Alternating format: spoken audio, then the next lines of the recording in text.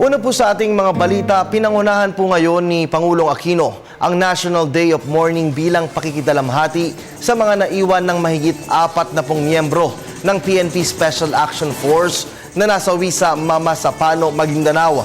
Nag-alay po ng dasal ang Pangulo sa bawat nasawing miyembro na nakalagak sa Camp Bagong Diwa sa Taguig City. Sa kanya pong naging mensahe, binigyang diin ni Pangulong Aquino ang pag-unawa sa bawat pamilyang naiwan ng kapulisan na nasawi. Nag-uulat si Elena Luna mula po sa Camp Bagong Diwa, live.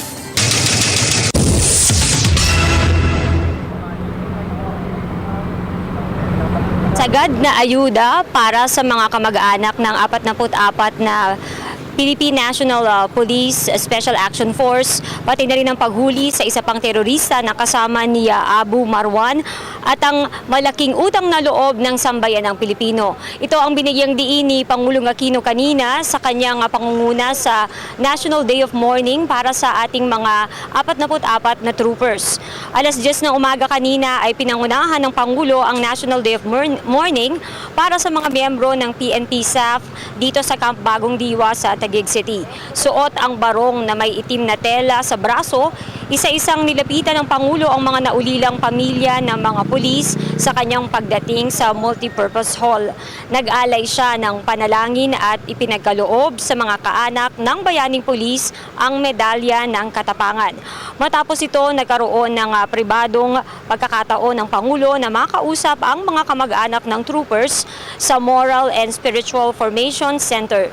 Sa speech ng Pangulo kanina, Kirby, ay ipinaabot niya sa mga narito na ramdam niya ang sakit na pasan nila dahil ganito rin daw ang kanyang pinagdaanan nang mawala ang amang si Senador Ninoy Aquino.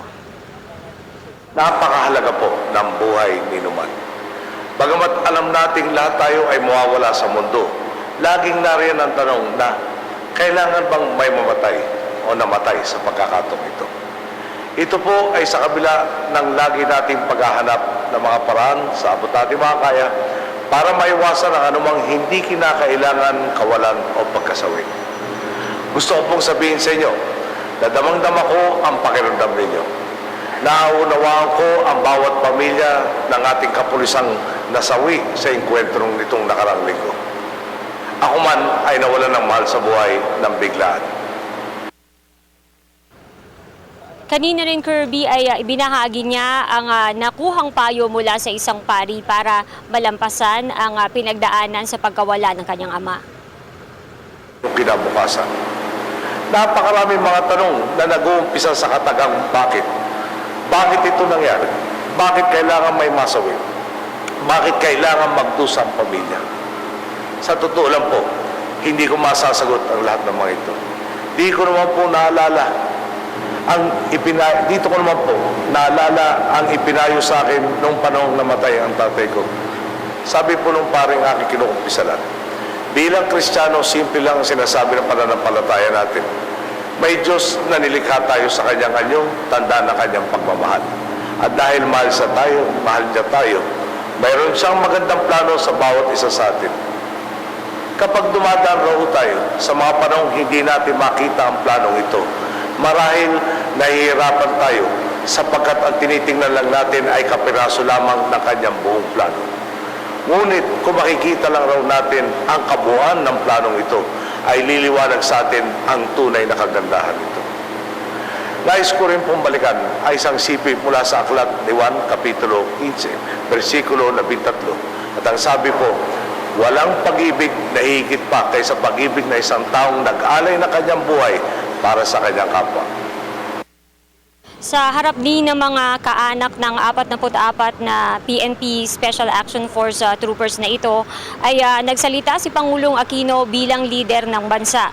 Ipinag-utos niya at tiniyak na kumikilos na ang gobyerno para hulihin ang isa pang teroristang target ng mga nasawing PNP SAF, at ito ay si Abdul Basit Usman.